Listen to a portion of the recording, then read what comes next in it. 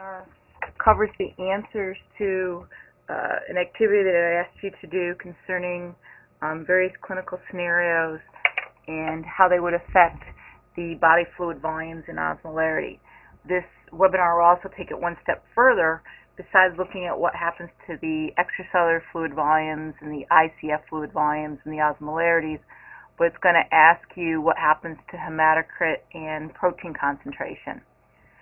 So what you had to figure out initially is how that particular clinical condition affected the osmolarities of the ECF and ICF, and therefore how it affected the volumes within the ICF or ECF. Now, once you've checked your answers, you also need to figure out how do you think that various clinical scenario would affect plasma protein concentration and how it would affect hematocrit. So I want to go through a couple things first, and then it would be a good idea to pause the recording, come up with the answers, and check it. So protein concentration is, or just if I say concentration, it's abundance of a constituent divided by a total volume of a mixture. Therefore, if you have a certain amount of proteins in the blood, if the ECF volume goes up, you're pretty much diluting it, so the protein concentration will decrease. If the ECF volume decreases, it's going to be more concentrated. So those ones are pretty easy. So if you know what happened to the ECF volume, you could figure out what happened to the protein concentration. The hematocrit's a little bit more difficult. Remember, on a hematocrit is the volume percent of red blood cells in the blood. So two things can cause a hematocrit to increase. So here in the middle is what we say normal.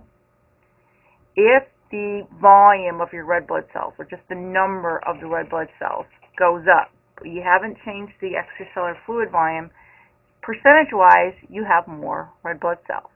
So that would increase hematocrit. The other scenario would be you have the same amount of blood cells, or the volume of the red blood cells hasn't changed, but your extracellular fluid volume has decreased. So again, the percentage of the red blood cells is higher. So those are two things that could cause hematocrit to grow up. On the other hand, things that can cause hematocrit to decrease is you could have a decrease in the volume of the red blood cell or the number of red blood cells, but you haven't changed the extracellular fluid volume. So percentage-wise, it's less. Or, again, you have the same volume of red blood cells or number, but you have more extracellular fluid volume. So the hematocrit would decrease. So those things you have to kind of think about when you go through the various clinical scenarios. So you have to figure out what has happened to the extracellular fluid volume. Has any changes happened in regards to the red blood cell volume? Because remember, we're not changing for these scenarios the number of red blood cells.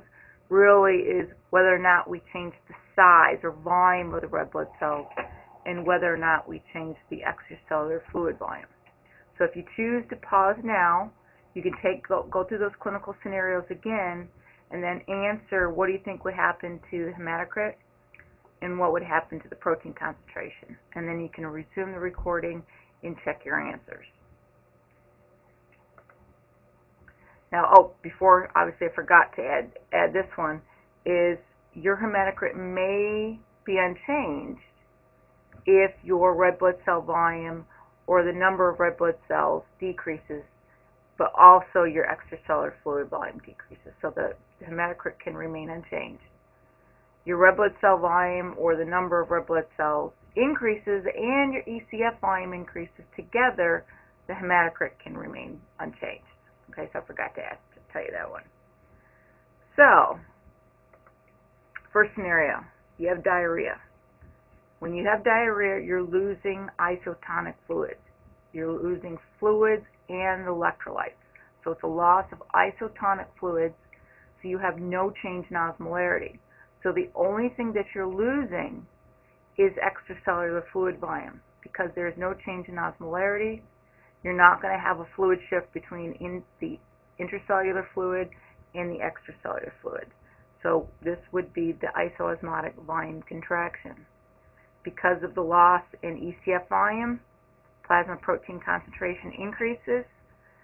The hematocrit for diarrhea would go up because of the loss in extracellular fluid volume. The red blood cell volume has stayed the same. You could also apply this to someone if they were hemorrhaging too. This would be the same scenario that you would get. The next one is also an example where there's no change in osmolarity, so there's no net fluid shift between the fluid compartments, but because you're infusing an isotonic solution, physiologic saline, which is likely 0.9% saline, you have an increase in extracellular fluid volume. As a result, the protein concentration will go down. You're diluting it. The hematocrit goes down because of that increase in extracellular fluid.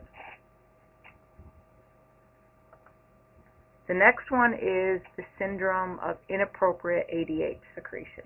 So this person is excreting or secreting excessive amounts of ADH. ADH increases water reabsorption by the kidneys. So what happens is the plasma osmolarity will decrease due to the excess water in the ECF. Because of the change in osmolarity, fluid is going to move very quickly across membranes to make sure the intercellular fluid and the extracellular fluid osmolarities are the same. So as a result, the fluid from inside the cells moves, the fluid from outside the cells will move into the cells because the osmolarity is greater inside the cell until they're eventually the same. Overall, what happens is you get a decrease in osmolarity in both cellular compartments, both compartments, and you have a increase in both volumes within the cell and out of the cell. So this is hypoosmotic volume expansion. As a result of the increase in ECF, plasma protein decreases. Now here the hematocrit remains the same because the red blood cells are swelling. So the red blood cells are making up more part of the extracellular fluid, but in addition, besides the red blood cell swelling, your ECF volume goes up, so overall the hematocrit remains the same. Now with adrenal insufficiency, here's where the adrenal cortex is not working properly. So you have an insufficient secretion of aldosterone. Remember, aldosterone's main role in the kidneys is to increase reabsorption of sodium and increase secretion of potassium. But what we see here is because of the lack of aldosterone, you have less sodium being reabsorbed. Overall, with less sodium being reabsorbed, the osmolarity in the extracellular fluid will go down. As a result of that, fluid is going to move from the extracellular fluid into the cell because of the difference in osmolarity. It's drawn to where more solutes are. Until the osmolarity is the same, so overall the osmolarities will decrease with adrenal insufficiency. As a result of the fluid shift, the ECF volume goes down, the ICF volume goes up. Because of the decrease in ECF volume, the protein concentration in the blood will go up. Now the hematocrit will increase with adrenal insufficiency because of both the fact that the red blood cells are swelling as well as a decrease in extracellular fluid volume. So both of those together will definitively give you an increase in hematocrit.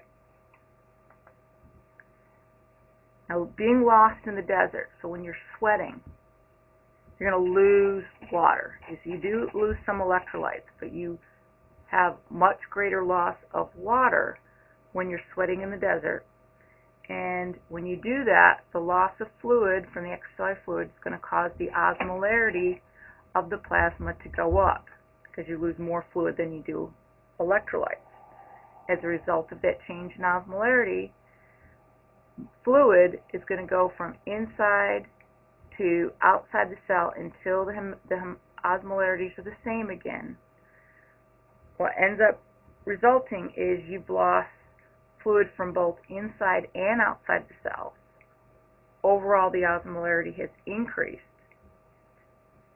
Because of that decrease in extracellular fluid volume, your plasma protein concentration will increase. Now, in this case, the hematocrit also remains the same because you have the red blood cells shrinking, and because at the same time you're also losing extracellular fluid volume. So overall, the percentage volume that the red blood cell takes up is going to remain the same. Now, the last scenario would be consuming excessive sodium.